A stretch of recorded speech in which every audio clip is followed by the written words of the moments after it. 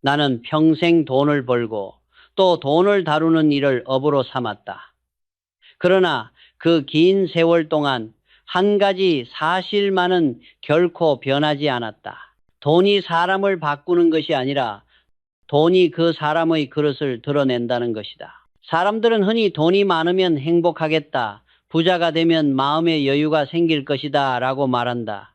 하지만 나는 수많은 사람을 보아왔다. 돈을 많이 번 순간부터 불행해진 사람들, 그리고 가난 속에서도 평온을 잃지 않는 사람들.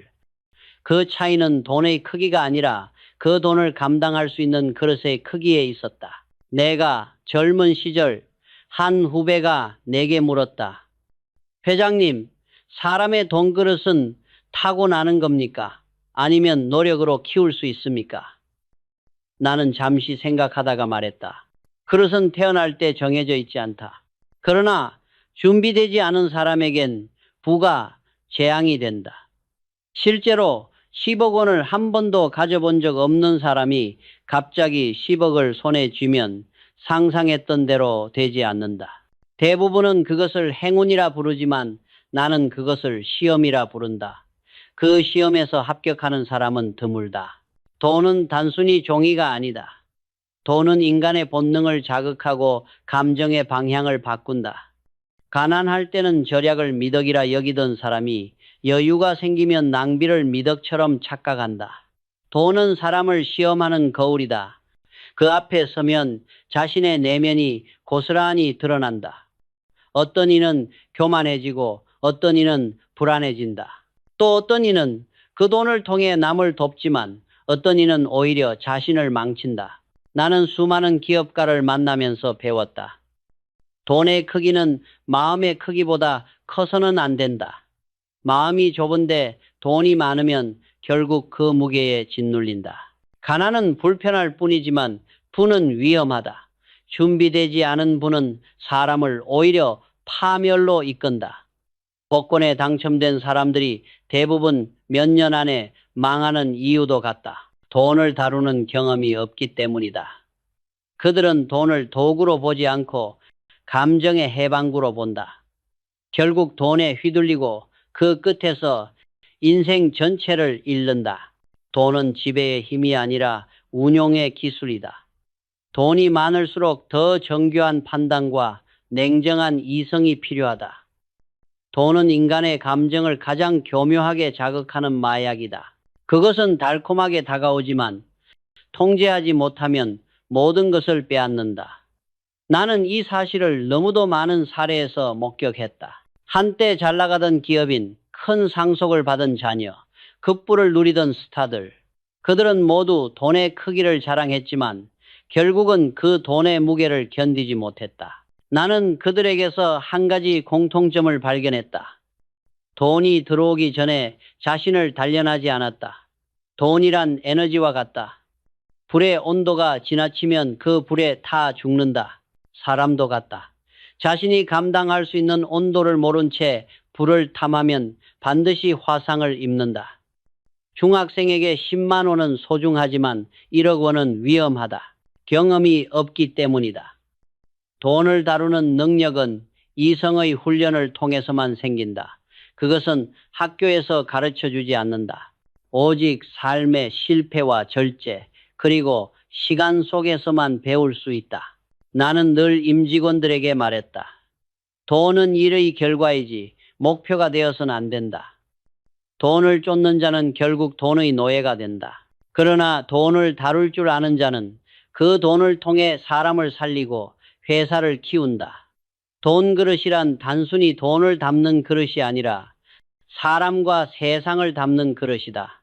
그릇이 크면 사람을 품고 그릇이 작으면 돈이 넘쳐 흘러 자신을 삼킨다. 나는 가난 속에서 사업을 시작했다. 돈의 귀함을 너무도 잘 알았지만 동시에 그 위험함도 알았다. 그래서 언제나 나 자신에게 물었다. 나는 지금 내 그릇보다 큰 돈을 쥐고 있지는 않은가? 그 물음이 나를 지켜주었다. 부는 키워야 할 대상이 아니라 견뎌야 할 무게다. 준비되지 않은 사람이 부를 만나면 부는 축복이 아니라 징벌이 된다. 돈 그릇이란 결국 돈을 얼마나 가지고 있느냐가 아니라 얼마나 지켜낼 수 있느냐의 문제다. 그리고 그것은 한순간의 운이 아니라 평생의 훈련으로 만들어진다. 진정한 부자는 돈의 양으로 평가되지 않는다. 그는 돈이 있어도 흔들리지 않는 사람, 즉 자신이 감당할 수 있는 에너지의 한계를 아는 사람이다. 그가 바로 진짜 부자다. 사람들은 돈을 벌기보다 돈을 다루는 법을 배우는 일을 더 두려워한다. 돈을 다루려면 자신을 마주해야 하기 때문이다. 나는 늘 보았다. 부자가 되길 원하지만 정작 돈을 관리할 준비는 하지 않은 사람들을. 그들은 돈을 손에 넣는 순간부터 선택을 잘못한다. 그 선택의 대부분은 타이밍과 감정에서 비롯된다. 나는 사업 초기에 수많은 협력업체들을 상대하며 한 가지 패턴을 발견했다. 돈이 조금만 생기면 사람은 지금이라는 단어에 사로잡힌다. 지금 사야 한다. 지금 투자해야 한다. 지금이 기회다. 그들은 언제나 현재 유혹 앞에 항복했다. 나는 그것을 현재 마법이라고 불렀다. 판매자는 지금이 바로 사야 할 때입니다. 라고 속삭이고 소비자는 그것을 운명처럼 받아들인다. 그러나 그 순간 돈은 이미 주인의 손을 떠난다. 돈은 타이밍의 예술이다. 지금 쓸 것인가 기다릴 것인가. 이 단순한 선택이 인생을 갈라놓는다. 대부분의 사람은 지금을 택한다. 왜냐하면 기다림은 인내를 필요로 하기 때문이다. 그러나 돈이란 기다릴 줄 아는 자에게만 복종한다. 급한 사람의 손에서는 언제나 도망친다. 기업 경영도 같다. 위기가 왔을 때 성급히 움직이는 회사는 망한다. 그러나 시장을 읽고 때를 기다릴 줄 아는 회사는 반드시 기회를 잡는다. 돈도 사람도 결국 타이밍을 읽는 눈이 전부다. 나는 한 번은 젊은 직원에게 물었다. 자네는 월급을 받으면 가장 먼저 무엇을 하나? 그는 망설임 없이 대답했다. 필요한 물건을 삽니다. 나는 그를 바라보며 조용히 말했다. 필요한 물건이 아니라 필요한 경험을 사게. 대부분의 사람들은 돈이 생기면 물건을 산다. 하지만 현명한 사람은 돈으로 시간과 배움을 산다. 결국 그 차이가 미래를 만든다. 돈을 다루지 못하는 사람들의 공통점은 소비를 통제하지 못한다는 데 있다. 소비는 감정의 언어다. 외로우면 지갑을 열고 불안하면 투자한다. 그들은 필요가 아니라 감정을 산다. 그리고 그 감정의 파도 속에서 스스로를 잃는다. 나는 사업을 하며 한 가지 원칙을 세웠다. 돈은 차가운 머리로 벌고 따뜻한 마음으로 써라. 이 순서가 바뀌는 순간 돈은 독이 된다. 미국의 유명한 스포츠 선수들 중 절반 이상이 은퇴 후 파산하는 이유도 같다. 그들은 경기에서는 천재였지만 돈 앞에서는 초보자였다. 현역 시절엔 모든 것이 자신 중심으로 돌아갔지만 은퇴 후엔 세상이 달라졌다. 수입이 줄자 공포가 밀려왔고 그 공포를 이기지 못해 무모한 투자와 과소비로 스스로를 무너뜨렸다. 그들은 돈을 능력의 증명으로 착각했다. 그러나 돈은 능력을 측정하는 잣대가 아니라 판단력을 시험하는 도구다. 돈은 언제나 인간의 심리를 시험한다. 돈이 많을 때는 교만을 부추기고 돈이 줄면 불안을 자극한다. 이 두 감정을 다스리지 못하면 평생 돈의 노예로 살아간다. 나는 젊은 시절부터 이렇게 다짐했다. 돈은 내 발밑에 있어야 한다. 결코 내 머리 위로 올라가서는 안 된다.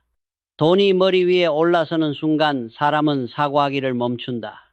그리고 그 다음엔 반드시 무너진다. 내가 본 세상의 실패자들은 모두 돈의 크기가 아니라 판단의 오류로 무너졌다. 잘못된 타이밍, 잘못된 선택, 그리고 그보다 더 위험한 잘못된 확신 때문이다. 이번엔 다를 거야. 이건 확실한 투자야. 이런 말이 나오는 순간 이미 게임은 끝난 것이다. 나는 여러 차례 직원들에게 경고했다. 돈은 항상 이길 것처럼 다가오지만 진짜 이기는 사람은 조용히 한 발 뒤에 서 있는 자다. 사람은 자신이 다룰 수 있는 돈보다 큰 돈을 만나면 판단이 흐려진다. 그때 대부분은 이렇게 말한다. 이 정도쯤은 괜찮겠지. 하지만 바로 그 괜찮겠지가 인생을 무너뜨린다. 나는 그 모습을 너무 많이 보았다. 돈은 언제나 조심해야 한다.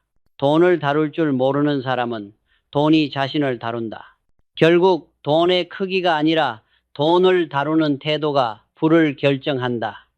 감정에 휘둘리는 사람은 돈을 흘려보내지만 원칙을 지키는 사람은 돈을 모은다. 돈은 단순한 수단이 아니라 인간의 내면을 비추는 거울이다.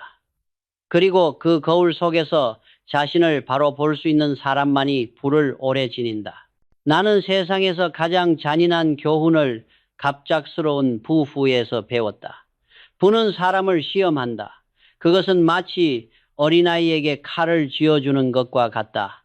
그것을 어떻게 쓰는지를 모르면 결국 자신을 다치게 한다. 나는 평생 수많은 부자와 파산자를 보았다. 그리고 언제나 같은 결론에 도달했다. 돈은 준비되지 않은 자를 반드시 무너뜨린다. 미국 프로스포츠계에는 이런 말이 있다. 스타는 경기장에서 죽지 않는다. 은퇴 후에 죽는다. 실제로 통계에 따르면 미국의 유명한 프로선수 10명 중 6명은 은퇴 후 몇 년 안에 파산한다. 나는 이 이야기를 들을 때마다 깊은 생각에 잠기곤 했다. 그들이 돈이 없어서 망했을까? 아니다. 그들은 돈이 너무 많았기 때문에 망했다. 돈은 인간의 판단을 흐리게 하고 그 사람이 감당할 수 있는 현실의 감각을 마비시킨다. 현역 시절 그들은 억대의 연봉을 받으며 세상의 중심에 섰다. 그러나 은퇴와 동시에 수입은 끊겼다. 그럼에도 불구하고 생활은 줄지 않았다. 화려한 집, 고급 차, 사치스러운 인간관계, 그 모든 것이 그들의 평범한 일상이었다. 하지만 그 일상은 수입이 아닌 환상 위에 세워진 성청이었다. 돈이 들어올 때는 모든 것이 자연스럽다. 문제는 그 돈이 멈추었을 때 비로소 드러난다. 그제야 사람들은 깨닫는다. 내가 다루고 있던 것은 돈이 아니라 돈이 나를 다루고 있었다는 사실을. 나는 그 점에서 복권 당첨자들의 인생도 크게 다르지 않다고 본다. 영국에서 실제로 있었던 이야기다. 평범한 공장 노동자가 어느 날 300억 원에 달하는 복권에 당첨됐다. 그는 처음엔 가족과 함께 행복한 미래를 꿈꾸었다. 그러나 불과 2년 만에 그는 파산했다. 가족은 뿔뿔이 흩어졌고 그 자신은 거리로 나앉았다. 돈을 다뤄본 경험이 없었던 그는 부를 관리하는 대신 부에 삼켜졌다. 처음엔 사람들의 축하를 받았을 것이다. 하지만 그 축하는 곧 요청으로 변한다. 조금만 빌려달라. 좋은 투자처가 있다. 주변엔 온갖 달콤한 말이 몰려든다. 그는 그중 누구를 믿어야 할지 몰랐다. 결국 그는 모두를 믿었다. 그리고 모든 것을 잃었다. 돈이 많을수록 사람의 주변에는 이유 있는 친절이 몰려든다. 그러나 그 친절의 대부분은 계산 위에 있다. 돈을 다루지 못하는 사람은 결국 그 친절에 속아 넘어간다. 나는 사업을 하며 이런 사례를 수도 없이 봤다. 회사의 재무가 갑자기 좋아지면 평소엔 보이지 않던 사람이 나타난다. 도와드리겠다, 투자하겠다. 그러나 그들은 언제나 돈이 사라질 때 함께 사라진다. 이것이 부의 본질이다. 돈은 사람을 끌어들이지만 동시에 사람을 가려낸다. 돈이 들어올 때 당신 곁에 남는 사람과 돈이 나갈 때 곁에 남는 사람을 비교해보라. 거기서 인생의 진짜 관계가 드러난다. 부를 지키는 사람은 돈의 유혹보다 자신의 원칙을 믿는 사람이다. 반면 부를 잃는 사람은 타인의 말을 믿는다. 선수들이나 복권 당첨자들이 실패하는 이유는 바로 여기에 있다. 그들은 평생 자신의 재능을 믿고 살아왔지만 돈 앞에서는 그 믿음을 타인에게 넘겨버린다. 전문가가 그렇게 말했으니까 이번 기회는 놓치면 안 된다. 그렇게 한 번의 잘못된 판단이 인생 전체를 무너뜨린다. 나는 이런 말을 남기고 싶다. 돈이 많을수록 믿음을 좁혀라. 믿음이 많아야 인간관계는 넓어지지만 돈이 많아질수록 믿음은 좁아야 한다. 돈은 사람의 본성을 확대시킨다. 작은 욕심은 큰 탐욕으로, 작은 불안은 큰 공포로 변한다. 그리고 이 두 감정은 항상 손을 잡고 움직인다. 그 결과는 언제나 같다, 파멸이다. 돈을 다루는 데 필요한 건 지식이 아니다. 그것은 경험이다. 경험이 없으면 판단력이 없다. 판단력이 없으면 돈은 칼이 된다. 불을 유지하려면 그 불을 다룰 만큼의 내면이 있어야 한다. 돈은 결코 사람 위에 있지 않다. 그러나 그 사람의 그릇이 작으면 돈은 언제나 위로 올라간다. 결국 복권 당첨자든 은퇴한 선수든 부자는 같은 시험을 받는다. 당신은 이 돈을 감당할 준비가 되었는가? 그 질문에 답하지 못한 자는 모두 같은 결말을 맞는다. 나는 그 결말을 너무 자주 봐왔다. 그러니 기억하라. 돈은 시험이다. 그리고 그 시험에 통과한 사람만이 진정한 부자다. 나는 돈을 오래 다뤄본 사람으로서 확신한다.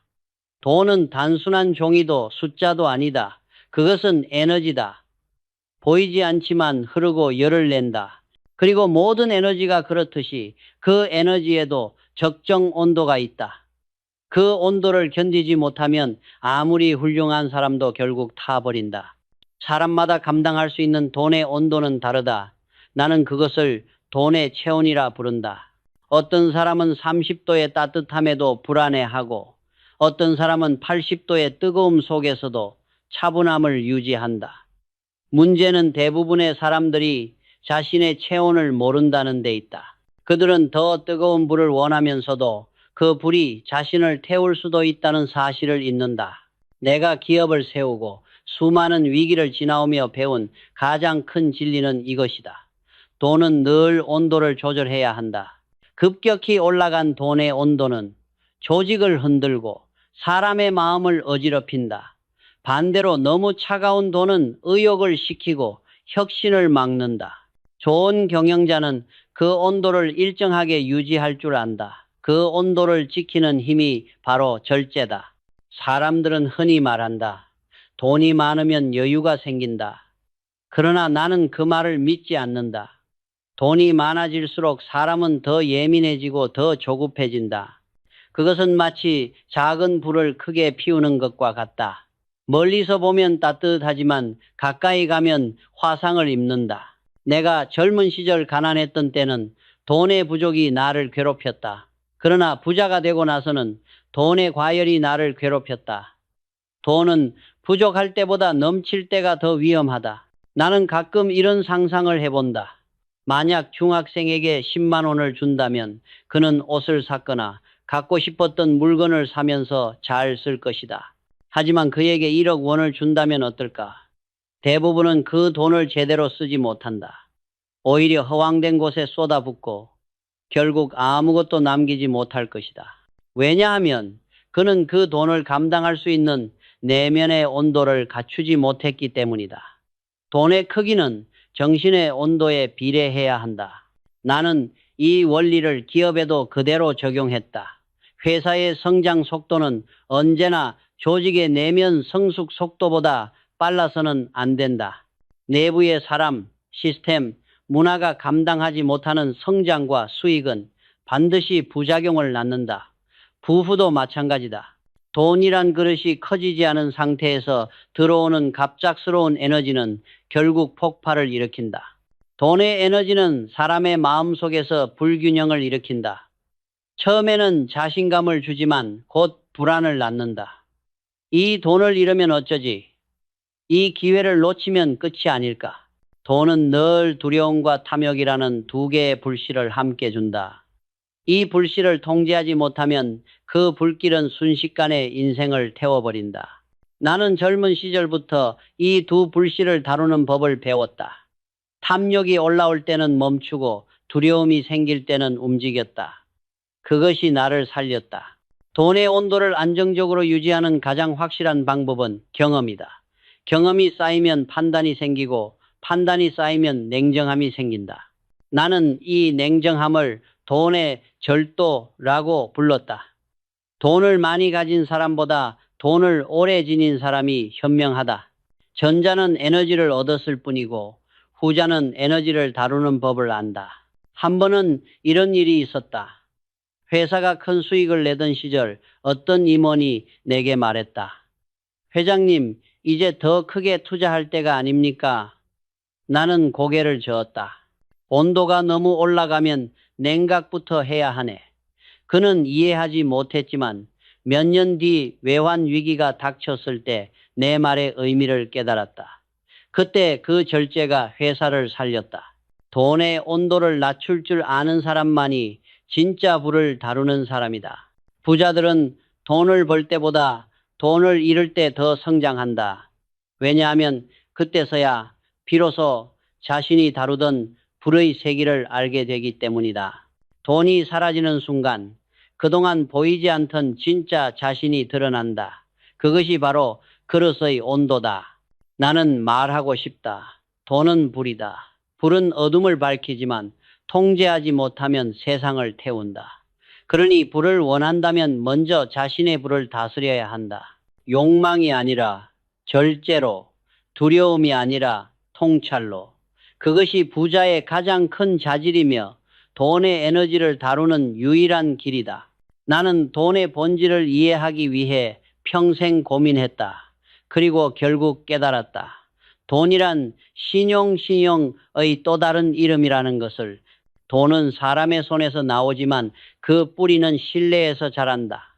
신뢰가 무너지면 돈은 종이로 돌아가고 신뢰가 쌓이면 그 종이는 황금보다 무겁다.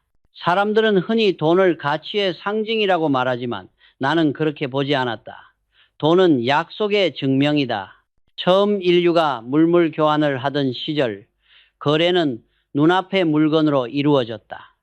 내가 쌀을 주면 너는 고기를 주는 시기였다. 그러나 어느 순간부터 사람들은 시간이라는 개념을 거래에 넣기 시작했다. 지금은 없지만 나중에 줄게. 이 단순한 문장이 돈의 역사를 바꾸었다.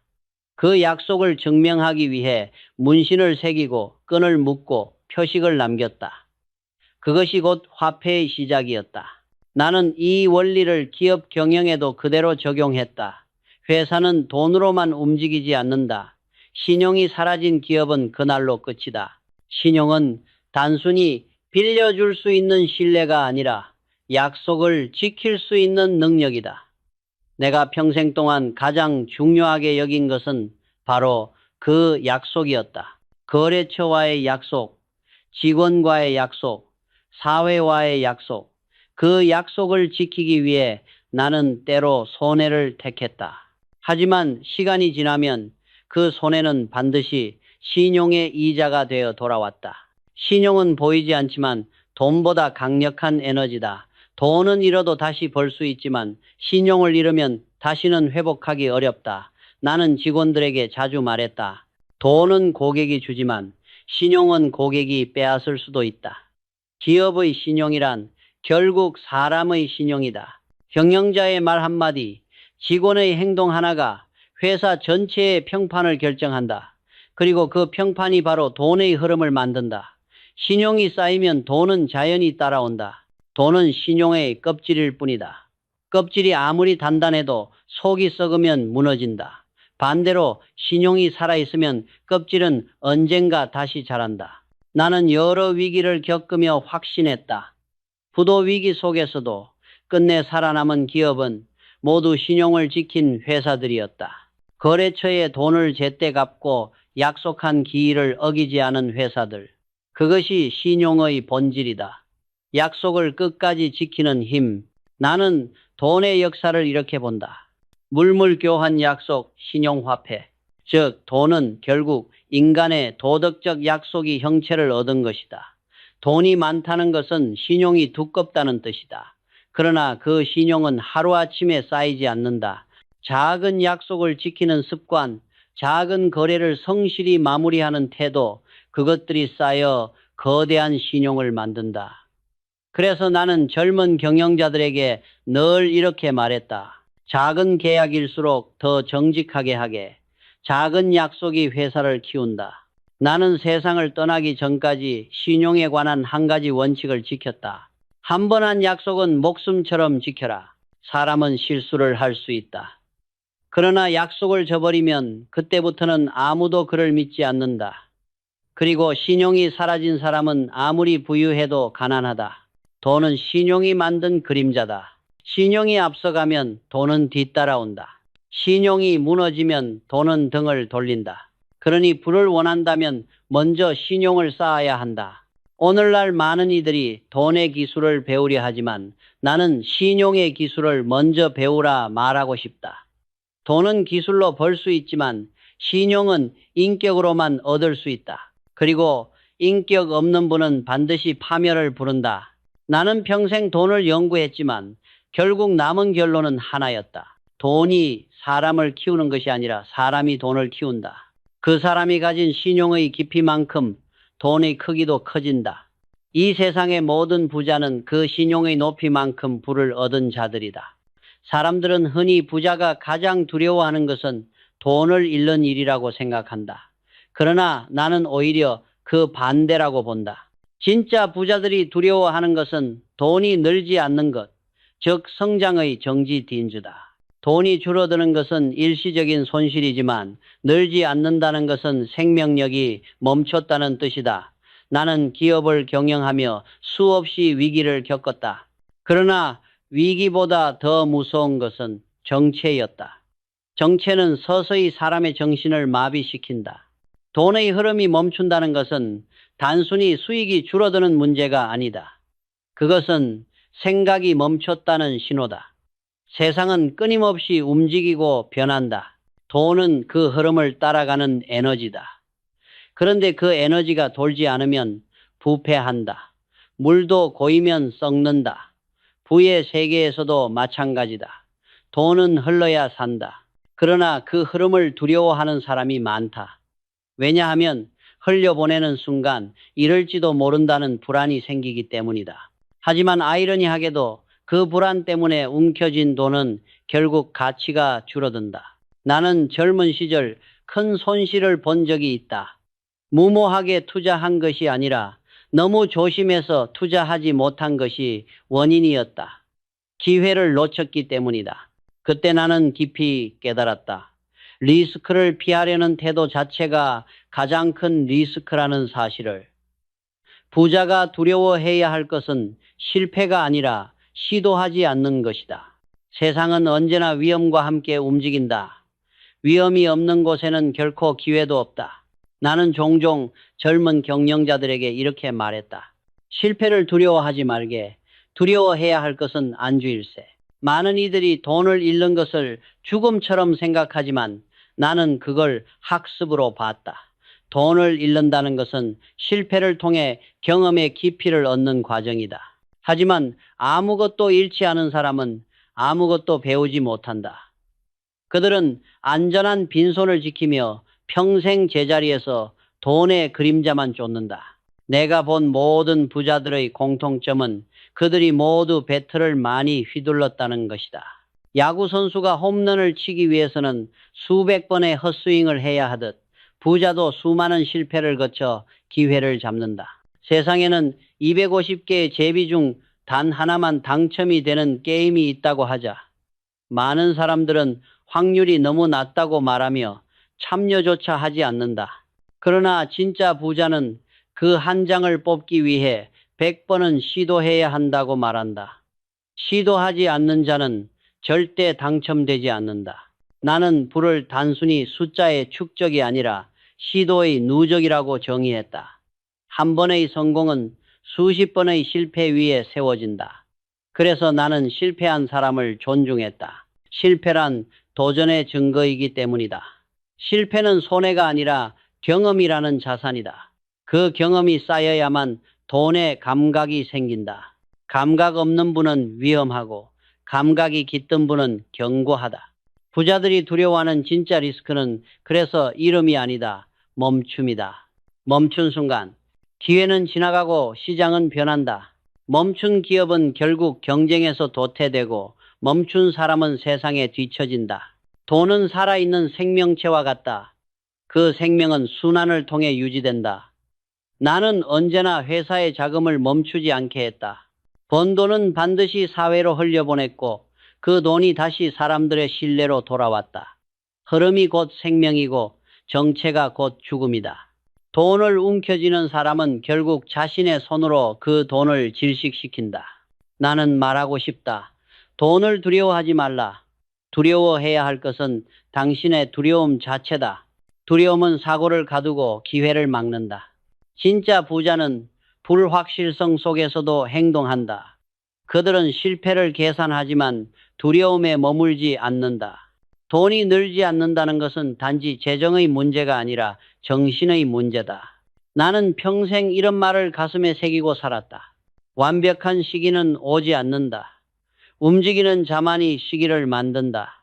이것이 내가 부를 대하는 방식이었다. 리스크는 늘 존재한다. 그러나 그 리스크를 통제하려 하지 말고 함께 흐를 줄 알아야 한다.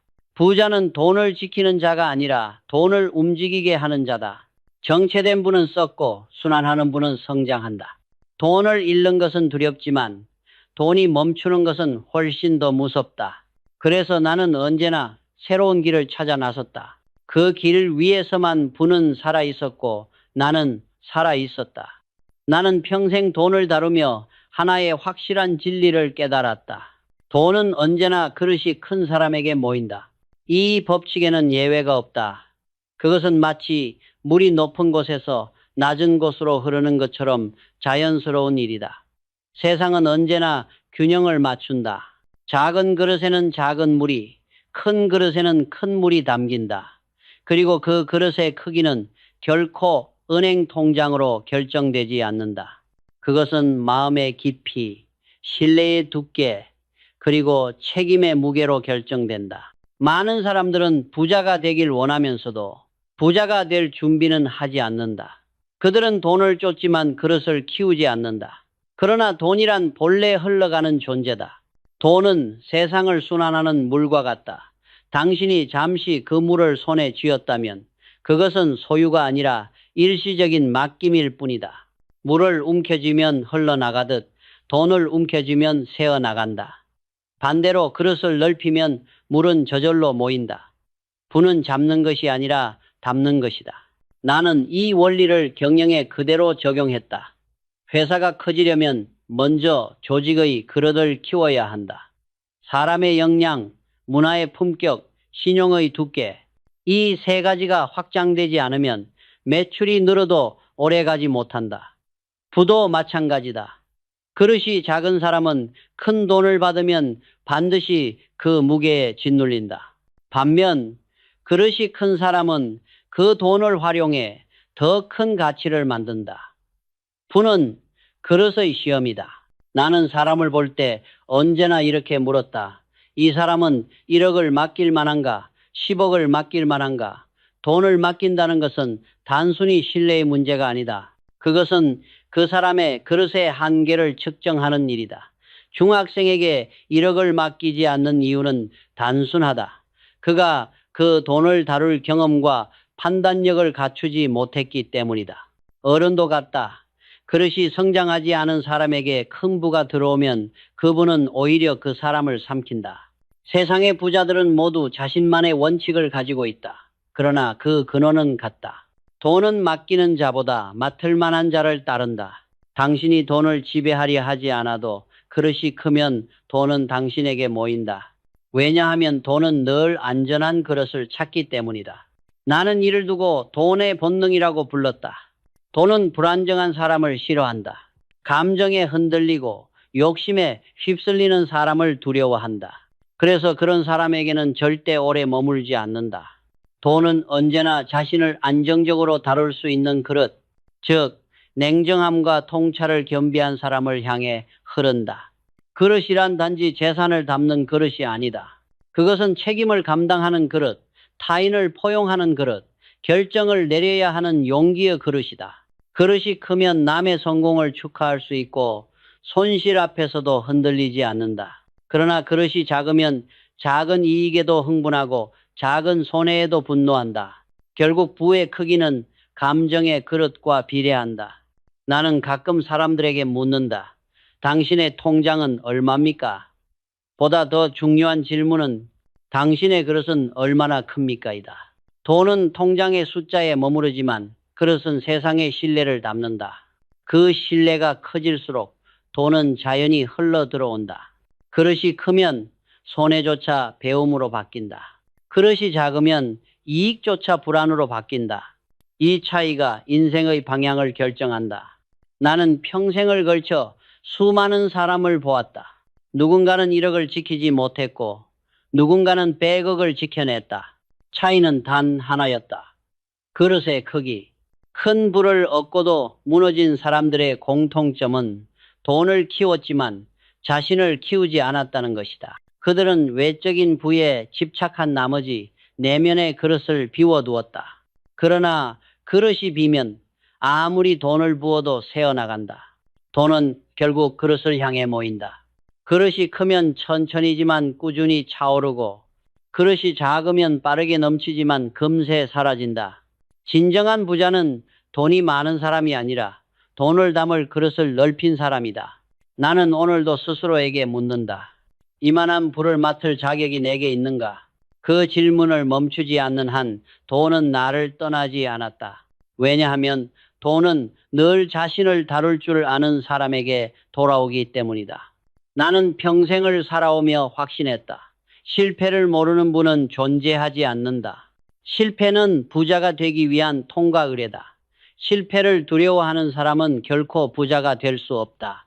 왜냐하면 돈이란 실패를 견딜 줄 아는 사람에게만 남기 때문이다.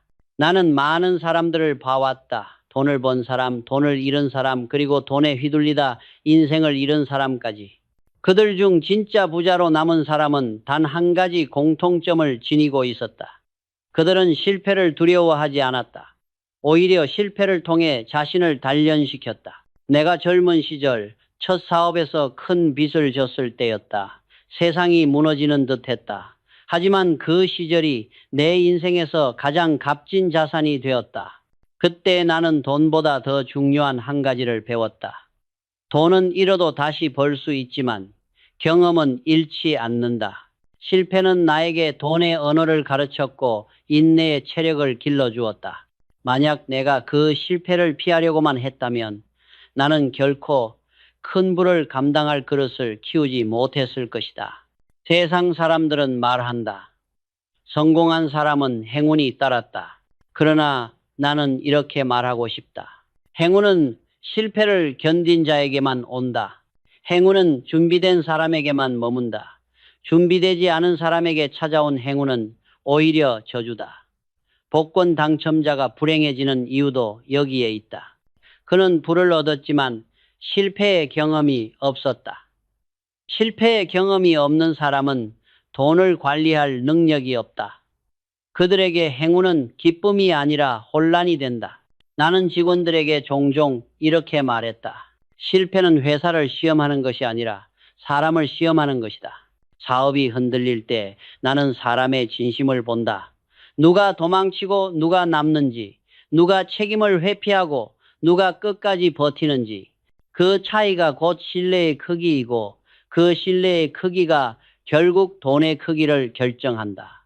실패 속에서도 약속을 지키는 사람, 절망 속에서도 사람을 잃지 않는 사람, 바로 그가 다음 성공의 주인이다. 실패를 두려워하는 사람은 인생에서 두 가지를 잃는다. 기회와 자신. 기회는 행동하는 사람에게만 온다. 그리고 자신은 행동하지 않는 사람에게서 가장 먼저 떠난다. 나는 실패할 때마다 내 안에 또 다른 나를 만났다. 그 만남이 내 성장을 만들었다. 돈을 벌면서 가장 조심해야 할 것은 자만이다. 성공이 반복되면 사람은 자신이 실패하지 않을 거라 착각한다. 그러나 실패를 잊는 순간 진짜 실패가 시작된다. 나는 부를 이렇게 정의한다. 부는 돈이 아니라 실패를 견딘 시간의 길이. 시간이 사람을 부자로 만든다. 그리고 그 시간 속에는 반드시 실패가 존재한다. 시간을 견딘 사람은 돈을 잃어도 무너지지 않는다. 왜냐하면 그는 이미 자신의 내면에 또 하나의 자산을 만들어 두었기 때문이다. 그 자산은 바로 회복력, resilience이다. 이 회복력이야말로 부자가 가진 가장 큰 무기다. 나는 실패를 통해 많은 것을 잃었지만 동시에 모든 것을 얻었다. 신용, 인내, 관계, 그리고 자신에 대한 믿음, 그것들이 바로 나의 진짜 자산이었다. 돈은 사라져도 다시 벌 수 있었지만 이 자산은 한번 쌓이면 결코 무너지지 않았다. 나는 인생의 마지막까지 이렇게 생각했다. 돈을 잃는 것은 잠시의 상처지만 실패를 두려워하는 것은 평생의 병이다. 실패를 받아들이는 순간 인간은 자유로워진다. 실패를 견디는 사람만이 돈의 지배에서 벗어난다. 돈이란 결국 경험의 축적이고 그 경험의 최종 형태가 바로 성숙이다. 그러니 나는 이렇게 말하고 싶다. 실패한 사람을 두려워하지 말라. 오히려 실패하지 않은 사람을 경계하라. 그들은 아직 세상의 깊이를 모른다. 실패를 경험한 사람은 이미 그릇이 커진 사람이다. 그들은 이미 돈을 담을 자격을 얻은 사람이다. 이제 나는 안다. 부는 완벽한 계획에서 오는 것이 아니다. 부는 수없이 흔들리면서도 다시 일어서는 사람의 끈기에서 자란다. 돈의 흐름은 결국 그런 사람에게 향한다.